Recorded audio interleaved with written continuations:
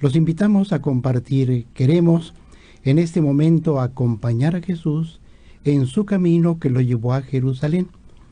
De ahí el tema que queremos reflexionar, que es el camino de la cruz, o tal vez dicho de otra manera, el camino de Jesús que nos lleva a Jerusalén. Para esto vamos a pedirle al evangelista San Marcos que sea él el que nos vaya guiando en este camino. Bien sabemos cómo Jesús, después de haber instruido a sus discípulos, de haberles transmitido la enseñanza del reino de Dios a través de parábolas, a través de milagros, etc., llega un momento determinante en el que les hace una pregunta. Díganme ustedes, ¿quién soy yo? Bien, esa es la pregunta de fondo que nos hacemos todos, que nos hace Jesús a todos nosotros. Bien, la base de, como les decía hace un momento, de nuestra reflexión está en el Evangelio de Marcos, en los capítulos 9 y 10. Bien, el relato se desarrolla a lo largo de un camino que solo se interrumpe por algunos momentos, ¿no? Jesús es reconocido en el camino como el Mesías. Los discípulos van con Jesús siguiéndolo por este mismo camino. Los 3 anuncios de la pasión que vamos a escuchar se realizan también en un camino. Es el camino de Jesús que parte de la Galilea, de la parte norte del país, que lo va a llevar a Jerusalén. Sus discípulos están extrañados. No entendían realmente cuál era el fin de este caminar. Jesús se los va a ir explicando, nos los va a ir explicando, ¿no? Nos vamos a dar cuenta cómo el camino es propiamente la senda que nos está llevando con Jesús. Bien, esta enseñanza de Jesús a sus discípulos tiene un matiz muy especial, porque no solo es el camino de Jesús, es nuestro camino. Vamos a tratar de ponernos como un discípulo más, somos discípulos de Jesús. Pongámonos entre los 12, que lo estamos viendo, lo vamos acompañando, lo estamos escuchando, y dejémonos admirar, también sorprender por lo que Él nos está diciendo. Porque realmente, estando en estos tiempos de preparación para la Pascua, este es el camino indicado, ¿no? De ahí que nos empeñamos ya. Jesús nos dice, después de que Pedro le ha dicho, Señor, tú eres el Cristo, nos sorprende tremendamente. ¿Por qué Jesús no le dice que sí? ¿Por qué no le dice, como se ve en algún otro evangelio, no en Marcos, eres feliz, Pedro? No le dice eso. Le cambia totalmente la jugada. Le dice, el Hijo del Hombre tiene que sufrir mucho y ser reprobado por los ancianos, por los escribas, los fariseos, pero voy a resucitar al tercer día. Bien, dice así el texto de San Marcos en el capítulo 8, versículo 31. Comenzó a enseñarles que el Hijo del Hombre debía sufrir mucho, ser reprobado por los ancianos, los sumos sacerdotes y los escribas, ser matado y resucitar a los 3 días. Por supuesto que ellos no entendían qué era eso, eso de resucitar de entre los muertos. A nosotros, pues quizás por nuestra fe cristiana, nos damos una idea de lo que es la resurrección, pero para ellos, ¿qué significaban estas palabras de Jesús? No lo entendían al grado de que Pedro le dice, Señor, ¿esto no te puede pasar a ti? ¿Cómo es posible esto? Y Jesús le habló muy fuerte, con una palabra que solo se le había dicho al demonio. Apártate de mí, Satanás, porque tus pensamientos no son los de Dios, sino los de los hombres. Y mira, y no solo yo, si tú quieres acompañarme, también toma tu cruz, vente conmigo. En ese momento Pedro ya no podía decir que no. Ya estaba fascinado con la persona de Jesús. Lo había visto, lo había escuchado. Se había dado cuenta de cómo era el gran maestro que hablaba con una grande autoridad. Y los 12 se sentían privilegiados, porque estaban ahí con Jesús. al grado de que no podían echarse para atrás. Le dijeron, vamos contigo, Señor, vamos contigo. Este anuncio, que era de momento muy fuerte, requería, vamos a decir, de algo que lo complementara, que les ayudara, si no a matizarlo, sí de alguna manera que lo entendieran mejor. Puedo decir que Jesús se compadeció de ellos y los llevó a una montaña. Se llevó nada más a tres, a sus grandes amigos, Pedro, Santiago y Juan. Los llevó a aquella montaña, al lugar del encuentro con Dios. Y ahí, nos dice el texto, se transfiguró delante de ellos. Cambió su rostro, sus vestidos y todo. Y pues además están hablando con él dos grandes profetas, Moisés y Elías. ¿Y de qué están hablando? De lo que iba a suceder en Jerusalén. Esto no entendían los discípulos y de momento escuchan una voz que les dicen, este es mi hijo, escúchenlo. Es la voz del Padre. El Padre tenía que de alguna manera venía a ratificar la palabra de Jesús. Y eso era lo importante de este encuentro con Dios en la montaña.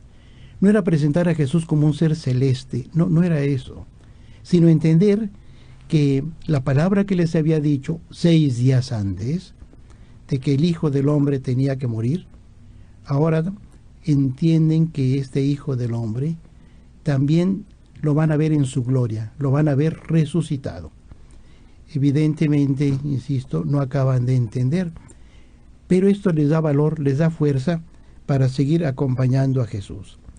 Porque el camino de Jesús es el camino de ellos, es nuestro camino. La moral cristiana no debe enseñarse por sí sola. No basta con cumplir los mandamientos, por decir ser buenos o lo que sea, no. Nuestra moral es, nuestro modo de vivir, de ser, es acompañando a Jesús. Porque Jesús nos pide que estemos con Él. Él nos dice precisamente que quiere estar en nosotros y que nosotros queremos estar en Él, es lo que espera que le digamos, ¿no? Bien, entonces vemos cómo se va transcurriendo este mensaje. Nos dice el texto, después de que escuchan la palabra del Padre, que Jesús les ordenó severamente que a nadie le platicaran eso que habían visto. Esa era una experiencia para ellos, y de nuevo hasta que el Hijo del Hombre resucite de entre los muertos. Y nos dice el evangelista, sí, ellos observaron esta recomendación, pero discutían entre sí qué cosa era eso de resucitar de entre los muertos. Bien, bajan de la montaña y continúa el camino. Este es un camino que de momento los lleva a un encuentro con un padre de un chico, pues que estaba mal este chico. Se dice que estaba endemoniado. Llega Jesús y le pregunta al padre del chico oye, ¿qué es lo que pasa? ¿Desde cuándo está enfermo? Uy, desde siempre, hace muchos años. Oye, ¿y qué quieres que haga? Señor, si puedes, ayúdame. Dice Jesús, ¿cómo de que si puedes? A ver, al que tiene fe, se realiza lo que él quiere. ¿Tienes fe? Señor, ayuda a mi poca fe. ¿Sí? Es natural que le haya dicho, Señor, ayúdame. Sí tengo fe, pero no tanta, ¿no? Y es pues cuando entonces pongo las palabras exactas, ¿no? Lo que el padre de este muchacho le dice a Jesús. Muchas veces el demonio le ha arrojado al fuego y al agua para acabar con él. Pero si algo puedes, ayúdanos, compadécete de nosotros. Jesús le dice, ¿qué es eso de si puedes? Todo es posible para el que cree. Al instante gritó el padre del muchacho, creo, ayuda a mi poca fe.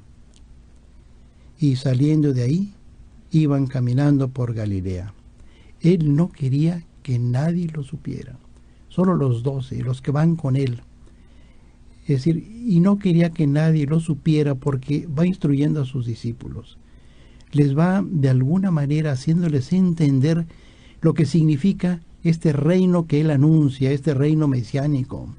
No es el de un rey poderoso, no es el de un jefe que viene propiamente a llevar a las naciones a un objetivo concreto. No ese es el reino del Mesías, no es el reino de Dios. El reino de Dios se va a realizar de una manera muy diferente. Se va a realizar en el interior de cada persona. Y ellos, los discípulos, van a tener que ser continuadores precisamente de esta obra que el Señor ha venido a establecer. Bien, los va instruyendo a lo largo de este camino. Bien, el Hijo del Hombre tiene que morir. Este anuncio hace estremecer a los discípulos. Hay 3 momentos en los que Jesús anuncia su pasión en este camino. Cada uno de estos anuncios va, vamos a decirlo, increciendo, o sea, cada uno es más claro, cada uno es más enfático, cada vez se entiende más lo que Jesús está diciendo. Así como que empezó a principio, pues de alguna manera enunciándolo.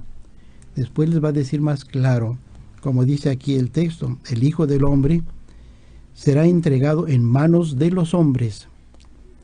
Le matarán y a los 3 días de haber muerto resucitará. Y dice el evangelista, pero ellos no entendían lo que les decía y tenían miedo preguntarle. Les daba miedo preguntarle, porque en el fondo ya empezaban a captar a qué se estaba refiriendo Jesús, casi como diciendo mejor que no nos lo diga. Le daba miedo preguntarle qué significaba aquello. Sí, efectivamente era un mensaje muy difícil de captar cuando ellos se habían hecho una imagen de su maestro muy diferente. Él era el Mesías, el enviado de Dios para establecer el reino. ¿Cómo es posible que ahora este maestro, este profeta, este gran hombre, nos está diciendo que va a morir? ¿O querrá decirnos otra cosa? Entonces, no querían ciertamente preguntarle, pues precisamente por el temor que les daba el que les dijera la verdad bien clara, ¿no? Bien, Marcos, el evangelista, anota una vez más la incomprensión de los discípulos, ya lo hemos dicho. Estaban sorprendidos. ¿Qué significaban esas palabras misteriosas? Resucitar de entre los muertos. Como que Jesús empieza a quedarse solo. Es decir, no lo entienden. Bueno, hace un momento decíamos que no solo es el camino de Jesús, es nuestro camino.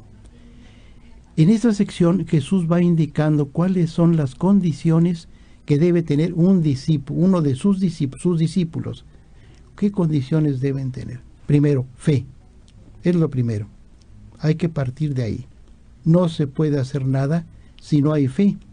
Por eso, este relato de aquel muchacho que cura el Señor, etcétera, es para infundirles la fe, para que se den cuenta de que como creyendo se pueden realizar maravillas. Entonces hay que creer. Ese es el primer punto, ¿no? Bien, Jesús hace un descanso en Cafarnaúm. No nos olvidemos, Jesús partió del norte del país, la Galilea. Una de las ciudades es Cafarnaúm. Jesús como que se tomó un descanso, claro, el camino es largo, y entró con sus discípulos a la casa. Y les preguntó, oigan, ¿de qué venían hablando, ¿De qué estaban discutiendo por el camino, Y ellos, mudos, no decían nada. Dice Marcos, porque ellos venían discutiendo entre sí quién era el mayor. O sea, andaban totalmente en otra onda. Esto es algo muy normal que pasa en nuestros grupos, grupos de iglesia o en todos lados, a la tentación de quién es el que manda, quién es el mayor, quién es el más importante, ¿no? Bien se daban cuenta de que esto no le iba a gustar al maestro. Jesús bien que sabía de qué venían hablando. Y de alguna manera Jesús les dice, ¿saben qué? yo estoy de acuerdo en que quieran ser el mayor. Nada más que les voy a decir quién es el mayor, quién es el más importante, el que sirve, el que sirve. Es decir, como diciendo, este es un segundo momento de la enseñanza de Cristo, fe y servicio. El servicio es la expresión de la caridad. Si realmente hay una caridad, no podemos nosotros simplemente decir que amo así en vago, no. Tiene que ser una caridad realmente bien fundamentada de voluntad, de nuestra voluntad de entendernos todos como hermanos, de que vamos caminando con Jesús, que Él nos quiere con Él. Y de ahí les dice, si el que quiera ser el primero, hágase el servidor de todos. Y después de esto, todavía sucede algo medio extraordinario, algo raro en aquel grupo, ¿no? Bien, una vez que termina esta enseñanza, le dice Juan, el discípulo a Jesús, oye, maestro, ¿sabes qué? Vimos a uno que anda echando demonios en tu nombre, que anda hablando en tu nombre, pero ¿sabes qué? Se lo prohibimos. Se lo prohibieron, ¿por qué? Porque no viene con nosotros. ¿Cómo? No viene con nosotros. De aquí podríamos sacar nosotros muchas consecuencias, ¿eh? A veces pensamos que mi grupo es realmente el amado de Dios, que solo ahí los que estamos con Jesús nos sentimos realmente, tenemos el monopolio de Cristo, que no nos lo quiten, que no nos lo quiten. ¿Cómo es que estén echando demonios en tu nombre, Jesús? No se lo podemos permitir. ¿Qué les dice Jesús? No se lo prohíban, déjenlo. No está contra nosotros, porque alguien que está hablando bien de mí, pues no puede estar contra nosotros. ¿Cuántas enseñanzas podrían sacarse de aquí? No sé, quiero hablar, nuestros hermanos separados andan hablando de Jesús, pero como no vienen con mi grupo, el que yo quiero, el apostolado de la cruz, pues no, Jesús, si nosotros tenemos a Conchita Cabrera, que nos ha transmitido un mensaje tan bonito, la espiritualidad de la cruz. Nosotros vibramos con esta espiritualidad simbolizada en la cruz del apostolado, nada menos. Pero estos otros andan con no sé qué símbolos tan raros, unas cositas medio raras. No quiero decir nombres porque van a pensar, oigan, el padre está diciendo que no hay que echarles palos a los demás, no se los voy a echar. Pero sí hay muchos signos por ahí así medio raritos, ¿no? Y todos se dicen, estos realmente no saben lo que están haciendo. Nosotros sí sabemos. Y luego un poco más, ¿saben qué? Les voy a decir una cosa. Ya les hablé de la fe, ya les hablé del servicio. Ahora, mírate a ti mismo. Si tu mano te es ocasión de pecado, córtatela, Tu pie, córtatelo. El ojo, sácatelo. Oye, ve tantas cosas que te están haciendo mal. Examínate a ti mismo para poder caminar realmente juntos. Y acaba diciéndoles Jesús al final, ¿saben qué? Tengan paz, vivan en armonía, ya no discutan de quién es el mayor, de quién es el primero. Es decir, todos son hermanos. No lo dice en este texto, lo encontramos en otro de San Mateo, pero ese es el mensaje de fondo, es decir, tenemos que caminar juntos con Jesús. Y de esta manera como que tienes que limpiar tu corazón, para que de esta manera entiendas que el Espíritu Santo hubiera dicho, no lo dice Jesús, pero esta es una realidad, que el Espíritu Santo no solo actúa en la Iglesia Católica, el Espíritu Santo actúa en todo el mundo, Él está presente en todas partes. Esta es una reflexión posterior, después de la resurrección de Jesús, cuando viene el Espíritu Santo, empiezan a entender que realmente el Espíritu de Dios inunda toda la tierra. Bien, pues esto es un primer momento dentro de este camino. O sea, vamos ahí, la fe que nos pide el Señor, el servicio que es la manifestación del amor, de la caridad, y vamos a decir el examen de conciencia el vernos interiormente, el introyectar, como dicen, todo esto, el ver qué está pasando en nosotros, por qué tenemos estas dificultades, estos pesos, estas taras que no nos permiten caminar, que no nos permiten ir con Jesús. Bien, bueno, pues aquí entre los saludos que yo hice al principio me faltó pues, precisamente anunciarles que aquí Irán es nuestro operador, que es el que nos está guiando. Y también a las personas que nos inviten, que compartan con nosotros, que nos den algún mensajito, que digan una palabra, dan su nombre y les tenemos algún regalito que darles. No, en concreto, no sé, ven, este es uno de los libros, es el símbolo de la fe. Símbolo de la fe. El símbolo de la fe, bueno, es el credo, es el credo de los apóstoles, pero al mismo tiempo la cruz del apostolado es un símbolo de fe, que nos habla de la presencia de Dios en medio de nosotros. Entonces, y además, pues también, junto con esto, también una cruz del apostolado, bien, una imagen. Yo creo que con esto van a empezar a llover las peticiones, van a empezar a decirnos, yo quiero la cruz. Van a ir anotando, aquí van a anotar el nombre de las personas y al final pues vamos a sacar una ficha donde se dice quién se lleva estos premios. Bien.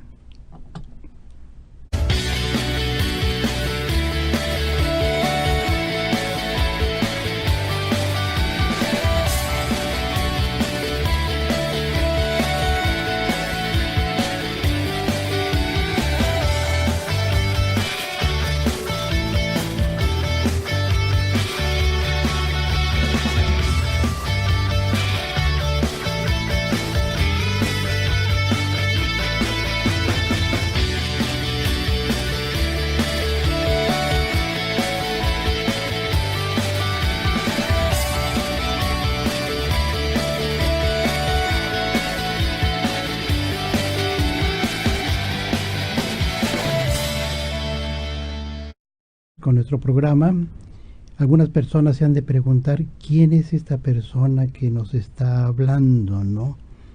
No lo conocemos. Disculpen, no me había presentado. Mi nombre es Carlos Javier Castro Tello y soy misionero del Espíritu Santo y estamos en el programa Apóstoles de la Cruz. Bueno, aquí tienen un mensaje de la hermana Aurora, religiosa de la Cruz del Sagrado Corazón de Jesús. Adelante. Muy buenas tardes, les dé Dios. Soy la hermana Aurora, como dijo el padre Carlos, por la quien ustedes han estado pidiendo por mi salud. Desde lo profundo de mi corazón les expreso mi gratitud. Gracias por su apoyo espiritual y material. Dios mismo sea su recompensa. Sorprendentemente me voy recuperando y sé que es la fuerza de la oración la que está haciendo todo. Dice Jesús en Mateo 10:42, y quien dé un vaso de agua fresca a uno de estos pequeños, solo porque es discípulo mío, les aseguro que no se quedará sin recompensa. Dios les conceda a cada uno de ustedes. Dios los conoce a cada uno de ustedes por su nombre y apellido, y conoce lo que llevan en lo profundo de su corazón. Les prometo orar siempre por cada uno de ustedes. Dios los bendiga hoy y siempre. Quiero también aprovechar este momentito que pues me están permitiendo para pedirles, o más bien hacer este comercial. Quiero invitar a niños y adolescentes a un retiro de Cuaresma el domingo 24 de marzo de 10 de la mañana a 4 de la tarde. Incluye la Eucaristía, traer lonche, si tienen Biblia también. traerla. La cooperación es de 20 pesos y el lugar es Casa de las Religiosas de la Cruz del Sagrado Corazón de Jesús, calle Concepción Cabrera de Armida, número 202, San José de los Cristales.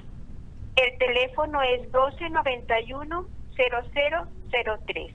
Los esperamos. Muchísimas gracias. Bien, pues ya hemos escuchado a nuestra hermana Aurora, religiosa de la Cruz del Sagrado Corazón de Jesús. Está fundada esta congregación también por Conchita Cabrera, así como nos fundó a nosotros muchos años antes.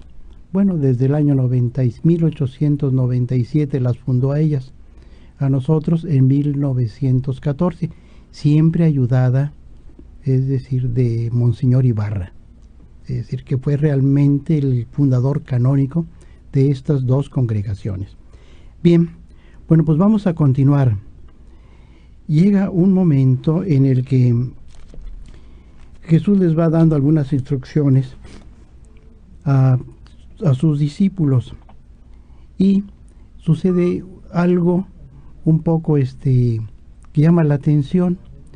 Resulta que andaban por ahí unos chiquillos, unos niños, porque la gente se empezaba a aglomerar y entre ellos es normal que las mamás llevan a sus niños y de alguna manera hacen ruido, como que no dejaban escuchar, andaban jugando y los discípulos dicen: quítense de aquí, no, que esto no es para ustedes. Y dice Jesús se enfadó: dejen que los niños vengan a mí, no se lo impidan, porque de los que son como estos es el reino de Dios. Y dice, realmente, qué difícil es entrar en el reino de Dios. Solo los que son como ellos, como los niños, o sea, personas necesitadas, dependientes de un padre o de una madre, es decir, quien esté en esa actitud humilde, está abierto para recibir este reino de Dios. Al escuchar esto, es normal que se le acerca, pues el que llamamos el joven rico. Quizás no era tan joven, era un magistrado según parece, y viene con Jesús y dice: entonces, ¿yo qué tengo que hacer para conseguir el reino? Si es tan difícil para conseguir la vida eterna, ¿qué tengo yo que hacer? Y le dice Jesús: ¿por qué me llamas bueno? Porque le dice maestro bueno. Bueno, solo Dios. Sí, efectivamente, pero tú ya sabes lo que se necesita para entrar en el reino de Dios. Cumple los mandamientos. Y empieza pues aquí a señalárselos: no mates, no cometas adulterio, no robes, no levantes testimonio falso, no seas injusto, honra a tu padre y a tu madre. Y él dice: maestro, eso lo he guardado desde mi juventud. Pues si esto es verdad, pues era un hombre bueno, si efectivamente él había guardado estos mandamientos desde que era muy joven. Bien, entonces nos dice aquí Marcos: Jesús, fijando en él la mirada, le amó y le dijo: solo te falta una cosa, ven y sígueme. Pero para que me puedas seguir, despréndete de ti mismo. Estás apegado a las riquezas, a los bienes materiales, como que esa es tu preocupación y tu interés, los bienes materiales. Tienes que desprenderse de esto. Pero nos dice el evangelista San Marcos, al oír estas palabras, aquel joven se entristeció y se marchó apenado, porque tenía muchos bienes. ¿Sí?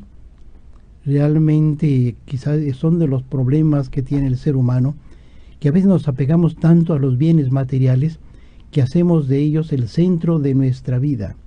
Es decir, los convertimos en nuestro Dios, o sea, nuestro ídolo. En un momento determinado Jesús va a decir: no se puede servir a Dios y al dinero. ¿Sí? Porque servir indica comprometerse, comprometer la vida en ese aspecto de servir, ¿no? Sí, Jesús ha hablado del servicio, sí, pero del servicio precisamente a los hermanos, ¿no? El servicio de la caridad. Entonces Jesús, tomando como pie esta situación, les va a decir: qué difícil es entrar en el reino de los cielos. que es difícil entrar. Leo el texto para ser preciso. Jesús, mirando a su alrededor, dice a sus discípulos: qué difícil será para los que tienen riquezas entren en el reino de Dios. Los discípulos quedaron sorprendidos al oírle estas palabras. Bien, mas Jesús, tomando de nuevo la palabra, les dijo: hijos, les habla bonito, hijos, qué difícil es entrar en el reino de Dios. Es más fácil que un camello pase por el ojo de una aguja que el que un rico entre en el reino de Dios. Pero ellos se asombraban aún más y decían: pues entonces, ¿quién se va a salvar? Si fuéramos lógicos, la respuesta estaba clara: los pobres. Simplemente, esa hubiera sido la respuesta, los pobres. No, Jesús no dijo los pobres. El problema es para todos, así lo dice aquí. ¿Quién se podrá salvar? Jesús, mirándolos fijamente, dijo: para los hombres es imposible, mas no para Dios, porque todo es posible para Dios. O sea, esa es una lección que se nos da. La salvación viene de Dios, nosotros no la conseguimos. Alguien va a pensar: pero si toda la vida nos han dicho que tenemos que realizar tales obras para conseguir entrar en la vida eterna. Sí. Jesús nos va a decir: si son humildes, si son como los niños, están abiertos para que Dios los salve. Esa es nuestra tarea. Y de ahí la importancia también de la pobreza espiritual, de aprender a desprendernos de nosotros mismos. Cuando estamos ya en esa actitud, Dios nos llena de su gracia, Dios nos salva. Bien, todavía siguiendo aquí un poco, pues con los discípulos que no acaban de entender todo esto, Pedro le dice: oye, nosotros hemos dejado todo y venimos contigo, ¿qué nos vas a dar? Como que Jesús le hubiera dicho, no le podía decir esto: oye, no has entendido nada todavía. No. Yo les aseguro que todo aquel que ha dejado todo esto, que se ha hecho pobre, recibirá en esta vida el 100 por 1. ¿Sí? No tanto en bienes materiales, quizás en muchas cosas, pero ese 100 por 1 habría que traducirlo, tal vez sea la paz, tal vez sea la alegría, tal vez sea la confianza, el sentirse uno realizado en la vida, no sé. Es decir, porque estos bienes de Dios a veces nos llegan sin enterarnos de realmente qué cosa es lo que Él nos está dando. Dice: y en el siglo venidero la vida eterna. Como diciendo, ahora van a tener todo esto, pero después van a tener la vida de Dios, la vida eterna. Y muchos primeros serán últimos, y los últimos primero. Bien, como que ahí acaba otro momento, otro episodio. Viene el tercer anuncio de la pasión. Dice el texto: iban de camino subiendo a Jerusalén. No nos olvidemos que este es ir de camino. Vamos de camino subiendo a Jerusalén. Vamos con Jesús. Vamos hacia la montaña santa, como hacia ese encuentro pascual que es el paso de la muerte a la vida, el paso del pecado a la gracia, juntamente con Cristo, porque esa muerte y resurrección de Cristo no solo le atañe a Él, sino que ese acontecimiento central en la historia nos involucra a nosotros. Él va a volver al Padre llevándonos a nosotros. Es decir, es nuestra Pascua también. Bueno, esto que digo pues son reflexiones posteriores. Los discípulos era imposible que entendieran esto. En una ocasión les dice: miren, tengo muchas cosas que decirles todavía, pero no me las pueden entender. Pero cuando venga Él, el Espíritu de la verdad, los va a llevar a la verdad completa. Como diciéndoles: esperen, van a entender. Les conviene que yo me vaya, porque si no me voy, no vendrá el Espíritu, pero si me voy, se los voy a enviar. En ese momento, pues, es natural que los discípulos quedaran asombrados de las palabras de Jesús. Solo tiempo después, en Pentecostés, van a entender lo que era ese Espíritu del que Jesús les hablaba, ¿no?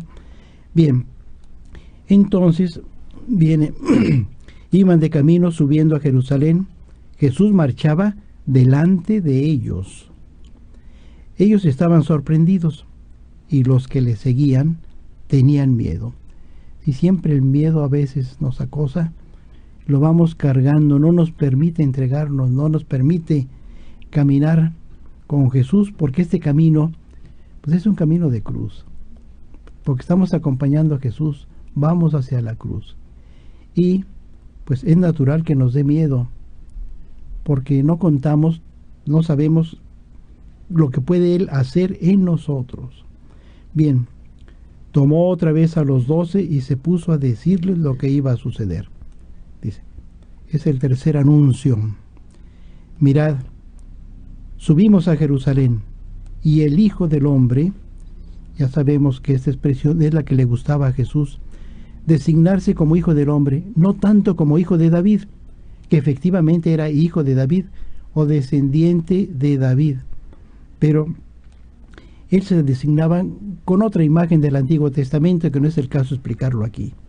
Él era el Hijo del Hombre que va a ser entregado a los sumos sacerdotes, y a los escribas, le condenarán a muerte y le entregarán a los gentiles. Se burlarán de él, le escupirán, le azotarán, le matarán, etcétera, y a los 3 días de muerto resucitará. Bien, pues vamos aquí, vuelvo otra vez a un poquito a hacer un espacio para recordarles lo de la rifa. Yo creo que en la que ya realmente veo que son bastantes las personas que han participado, porque estoy viendo aquí las fichas con los nombres, claro, que están cerrados. Y están así, hay que hacerle así para que vean que aquí están muchos, ¿no? No sé, ¿será el momento de sacarlos ya? Sí, a ver, vamos a ver, no veo nada.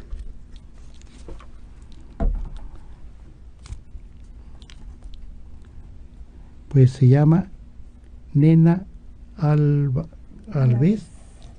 A la vez. Bien, bueno, aquí las personas que me ayudan van a precisamente a precisar quién es ella, ¿no? Bien, bueno, hay otro anuncio. El próximo domingo los párrocos nos han permitido, pues a quienes estamos en las obras de la cruz, el que presidamos una Eucaristía para darle gracias a Dios por lo que Él, por el milagro de Conchita, ha hecho por Dios a través de Conchita. Darle gracias a Dios por la beatificación. Va a ser beatificada el 4 de mayo. Y es muy importante que en México se sepa quién es esta mujer, que realmente es extraordinaria. Los obispos dicen, la historia de la Iglesia de México del siglo XX no se comprendería sin ella. Es fuerte la expresión, lo dicen los obispos, no lo están diciendo los misioneros del Espíritu Santo, ni las religiosas de la cruz. Entonces el domingo tenemos una misa, precisamente a las 12:30, en el templo de María Auxiliadora. Y así vamos a ir repitiendo, según nos permitan los párrocos ir a sus parroquias los domingos, para pues dar un mensaje, porque no es solamente por decir una idolatría, por decirlo malamente, no, es que ella tiene un mensaje, esta mujer, extraordinaria para nuestro mundo. Hay que conocerlo, que una vez que la beatifique no quede como decir, bueno, pues ya otra santa por ahí. No es todavía santa, después la canonización vendrá después. Ahorita es beatificación. Pero que realmente capten lo que es el amor de Dios en una mujer, que es esposa y madre de familia. Quiero insistir en esto, es esposa y madre de familia. Bien, pues no sé, con esto todavía vamos a resumir, y lo quiero resumir con este texto. Bueno, otra vez vuelve a decirles lo mismo, sirvan, ya, porque otra vez los discípulos andan desorientados. Como dos de sus amigos, de sus discípulos, van con Jesús y le dicen, oye, queremos sentarnos uno a tu derecha y otro a tu izquierda cuando estés en tu reino, déjanos estar ahí. Los otros 10 se molestan, envidiosos, dicen, ¿cómo? ¿Ya nos van a comer el mandado estos dos? De ninguna manera. Y Jesús les dice, no han entendido nada. Ustedes saben que los grandes de esta tierra los gobiernan como señores absolutos, pero no ha de ser así entre ustedes. El que quiera ser grande, que sea el servidor de todos, a imagen del Hijo del Hombre, que no vino a que lo sirvieran, sino que vino a servir, vino a entregar su vida. Y para cerrar el tema, nos encontramos con el ciego de Jericó. Es un hombre que no puede caminar, está sentado junto al camino, así como nosotros que no caminamos, estamos parados, porque no vemos bien. Y, sin embargo, tenía fe, le dice: Hijo de David, ten compasión de mí. Y otra vez le dice: cállate, cállate, no hables. Él gritaba más fuerte: ten compasión de mí. Y Jesús dice: tráiganmelo, llámenlo. Y Jesús le pregunta, él ya sabe lo que necesita aquel hombre, pero le dice: ¿qué quieres que te haga? Como que es importante decirle, Dios ya sabe lo que necesitamos, pero quiere que se lo pidamos. Señor, que vea. Y dice que el texto: vete, tu fe te ha salvado. Y dice, y al instante recobró la vista y le seguía por el camino, de lo que hemos estado, por el camino. Una vez que uno ve, uno acompaña a Jesús. Este es el perfecto discípulo. Bartimeo era su nombre, ¿no? Ya vio, ya se dio cuenta. Antes estaba ciego como los discípulos. Ahora él ve y camina con Jesús. Estamos en Jericó, es ya a la entrada de Jerusalén. Bien, pues con esto vamos a terminar. El Señor nos pide fe, nos pide servicio, nos pide entrar en nosotros mismos, nos pide desprendimiento, para que de esta manera Él mismo nos cure, nos abra los ojos, y de esta manera podamos acompañarlo por el camino que lleva a la Pascua, que es de muerte y resurrección.